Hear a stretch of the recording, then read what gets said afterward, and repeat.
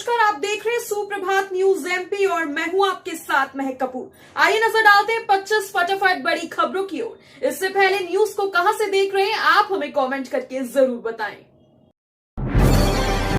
अब कचरे से भी बनेगी बिजली, डिप्टी सीएम ने किया वेस्ट टू एनर्जी प्लांट का शुभारंभ। उप मुख्यमंत्री राजेंद्र शुक्ल ने कहा कि रीवा में अब कोयला, पानी, सोलर के बाद कचरे से भी बिजली बनाई जाएगी। नगरीय निकायों से निकलने वाले कचरे का निष्पादन कर वेस्ट टू एनर्जी प्लांट से 6 मेगावाट बिजली का उत्पादन होगा। उन्होंने कहा कि कचरे के निष्पादन से जहां बिजली पैदा होगी, वहीं दूसरी ओर अपशिष्ट प्रबंधन के लिए तहत रीवा व विंध्य को साफ सुथरा बनाने का संकल्प भी पूरा होगा। उप मुख्यमंत्री ने रीवा के ग्राम पहाड़िया में एकीकृत ठोस अपशिष्ट प्रबंधन योजना के तहत 158 करोड़ 67 लाख रुपए की लागत से वेस्ट टू एनर्जी प्लांट का शुभारंभ किया।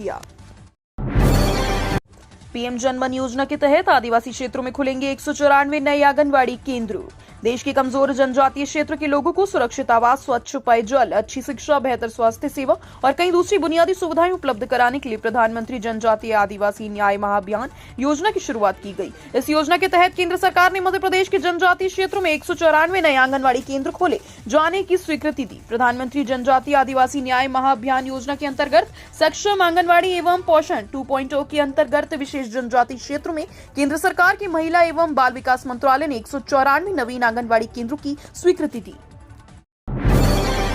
भोपाल के ग्लोबल स्किल्स पार्क में बनाए जाएंगे वंदे भारत ट्रेन के पार्ट्स, 10 नए आईटीआई खोले जाएंगे।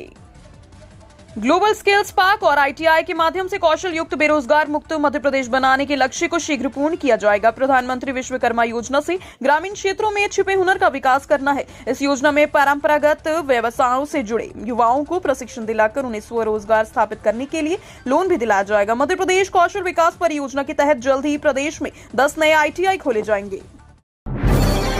इंदौर के MR10 जंक्शन से आकर लेगा नया बाईपास, इंदौर हरदा हाईवे से होगा कनेक्ट। इंदौर के पूर्वी बाईपास से एक और बाईपास बन रहा है जो MR10 जंक्शन पर नए सिटाटॉल मॉल के पास गुजरेगा। इसके लिए जमीन अधिग्रहण की प्रक्रिया शुरू हो गई है। इस साल बाईपास का निर्माण शुरू हो जाएगा क्योंकि NHAI 150 किलोमीटर लंबे इंदौर हरदा मार्ग का निर्माण कर रहा है। नए बाईपास के निर्माण से बाईपास के शहरी हिस्से में वाहनों का दबाव कम हो जाएगा। इंदौर से हरदा, नागपुर और साउथ की तरफ जाने वाले ट्रैफिक सीधा इस बाईपास से गुजर सकेंगे।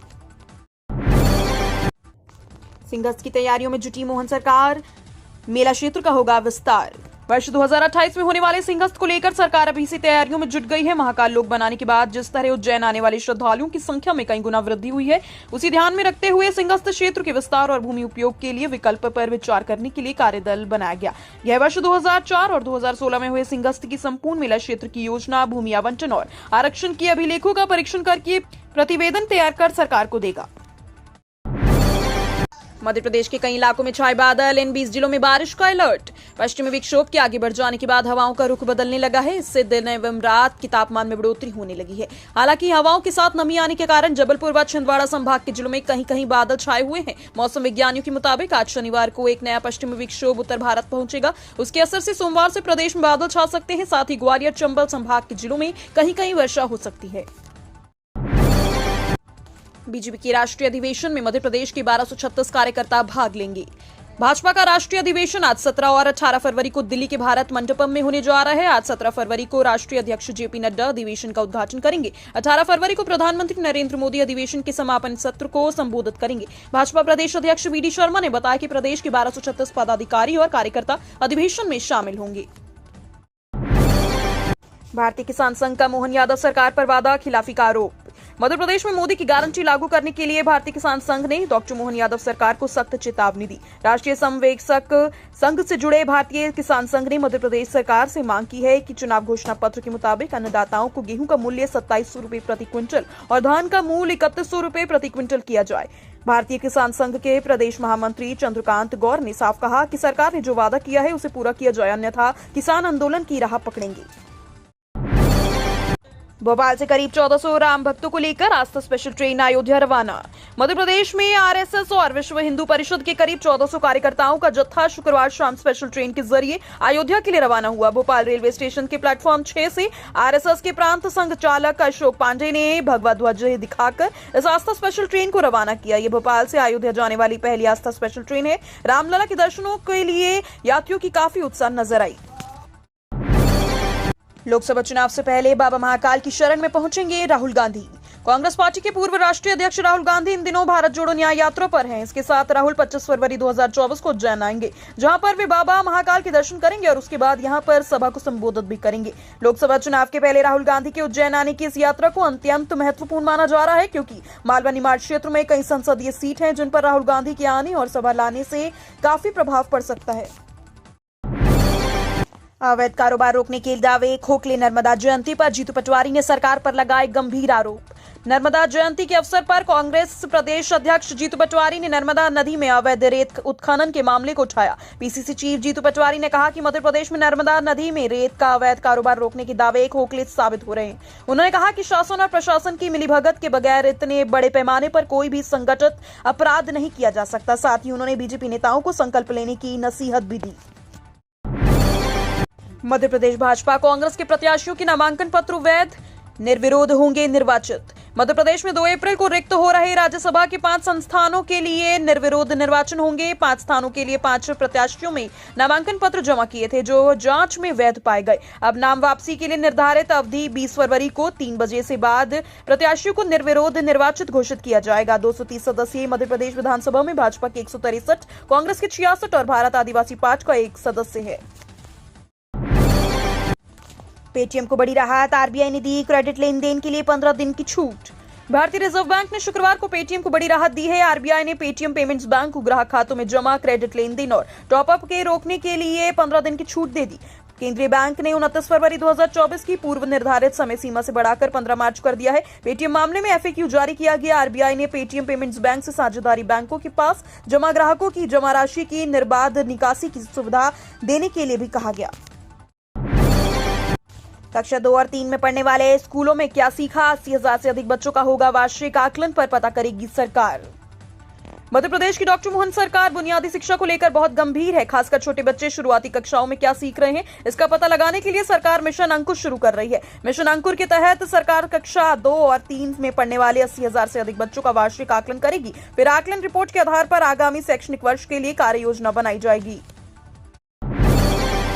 गृह ज्योति योजना के तहत 15 जिलों में दी गई सब्सिडी।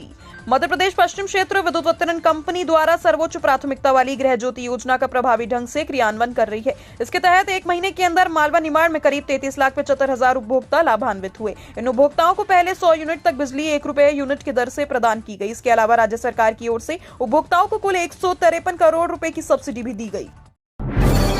मध्य प्रदेश में महज 29 दिनों में बनकर तैयार हुआ देश का पहला जनमन आवास।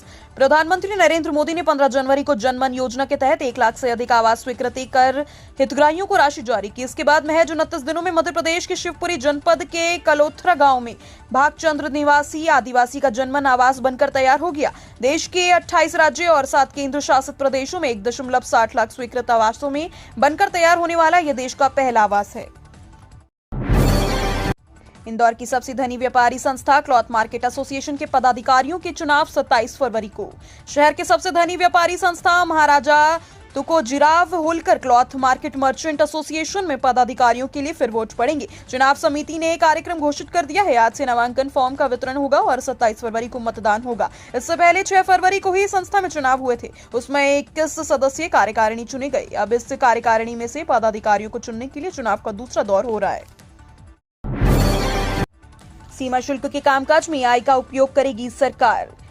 CGST केंद्रीय उत्पाद शुल्क और सीमा शुल्क भोपाल जोन द्वारा सीमा शुल्क मामलों पर भोपाल में चल रहे 2 दिवसीय मुख्य आयुक्त सम्मेलन का शुक्रवार को समापन हुआ। केंद्रीय अप्रत्यक्ष कर और सीमा शुल्क बोर्ड के अध्यक्ष संजय कुमार अग्रवाल ने मुख्य आयुक्त सम्मेलन की अध्यक्षता की। सम्मेलन में सीमा शुल्क कार्यों की प्रौद्योगिकी, विभिन्न सरकारी विभागों के साथ सीमा शुल्क जुड़ाव, व्यापार के लिए प्रक्रिया सरलीकरण आदि पर सत्र हुए। 2 मार्च को मुरैना से मध्य प्रदेश में प्रवेश करेगी राहुल गांधी की यात्रा। राहुल गांधी की भारत जोड़ो न्याय यात्रा मध्य प्रदेश में 2 मार्च को मुरैना से प्रवेश करेगी। 6 या 7 दिन प्रदेश में रहेगी। इस दौरान 619 किलोमीटर की यात्रा होगी। कांग्रेसियों ने इसके लिए तैयारियां शुरू कर दी हैं। मध्य प्रदेश कांग्रेस अध्यक्ष जीतू पटवारी ने बताया कि यात्रा मुरैना, ग्वालियर, शिवपुरी, गुना, ब्यावरा, शाजापुर, मक्सी, उज्जैन, बड़नगर, बदनावर और सैलाना से गुजरेगी। इस दौरान विभिन्न संगठनों के प्रतिनिधियों के साथ राहुल गांधी का संवाद होगा। ओबीसी आरक्षण मामले में सुनवाई के लिए बेंच गठित करने के निर्देश। सुप्रीम कोर्ट में शुक्रवार को ओबीसी आरक्षण से जुड़े 10 प्रकरणों की सुनवाई निर्धारित थी। न्यायमूर्ति अभय एस ओकावा, न्यायमूर्ति उज्जवल ब्रुयान की युगल पीठ ने सुनवाई से मना कर दिया। उन्होंने प्रकरण की सुनवाई के लिए उचित बेंच गठित करने के निर्देश दिए। मध्य प्रदेश सरकार की ओर से सुप्रीम कोर्ट में ट्रांसफर याचिकाएं दायर की गई हैं। Solicitor general of India Tushar Mehta ने मध्य प्रदेश शासन की ओर से कोर्ट को बताया कि उक्त प्रकरणों की सुनवाई रोस्टर के अनुसार यह युगल पीठ नहीं कर सकती, क्योंकि पूर्व में जिस युगल पीठ ने ट्रांसफर याचिका निराकृत की है। शहर से 1.5 किलोमीटर दूर रहेगी शराब दुकानें, नर्मदापुरम में बोले सीएम। मुख्यमंत्री डॉक्टर मोहन यादव मां नर्मदा जयंती के अवसर पर नर्मदापुरम पहुंचे। वहां उन्होंने नर्मदा का पूजा किया। साथ ही सीएम ने कहा कि मां नर्मदा में नालों से मिलने वाले गंदा पानी रोकने के लिए हमारी सरकार संकल्पबद्ध है। मुख्यमंत्री डॉक्टर यादव ने नर्मदा में नालों के मिलने वाले गंदे पानी को रोकने के निर्माण कार्य के लिए 15 करोड़ की राशि देने की घोषणा की। मुख्यमंत्री डॉक्टर मोहन यादव ने नर्मदापुरम जिले में सेठानी घाट पर आयोजित मां नर्मदा जयंती महोत्सव और नर्मदापुरम गौरव दिवस में सहभागिता कर 191.34 करोड़ रुपए के 32 विकास कार्यों का लोकार्पण व भूमि पूजन किया। उज्जैन में सरकारी जमीन पर कब्जा करने वालों को नोटिस। मुख्यमंत्री डॉक्टर मोहन यादव के शहर उज्जैन में सरकारी भूमि पर अतिक्रमण करने वाले लोगों को नोटिस दिए गए। 300 से ज्यादा अतिक्रमण चिन्हित किए गए, जिन पर आने वाले दिनों में कार्यवाही होगी। नगर निगम ने इस कार्यवाही को सिंगस्त 2028 की तैयारी से जोड़कर बताया। उज्जैन में सिंगस्त की भूमि पर अतिक्रमण करने की शिकायत कोई नहीं है। हालांकि मुख्यमंत्री बनने के बाद डॉक्टर मोहन यादव ने सिंगस्त की भूमि पर कब्जा करने वालों के खिलाफ कार्यवाही के निर्देश दिए। बीजेपी सांसद प्रज्ञा ठाकुर के खिलाफ साजिश, आकाशा एयरलाइंस पर लगाया गया बड़ा आरोप।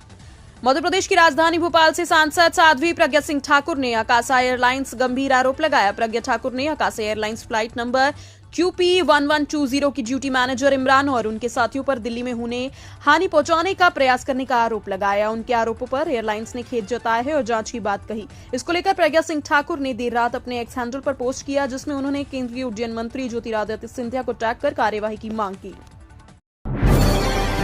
इंदौर में चला 2 बस स्टैंडों का शिफ्ट करने का मामला, नए स्टेशन में सुविधा अधूरी।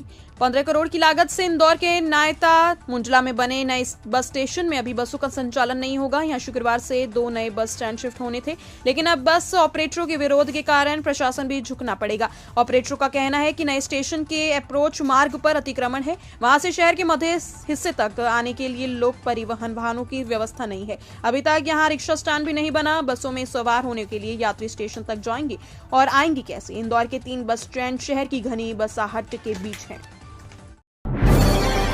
सफाई कर्मचारियों के बच्चों को प्रतियोगी परीक्षाओं में दी निशुल्क कोचिंग मिलेगी।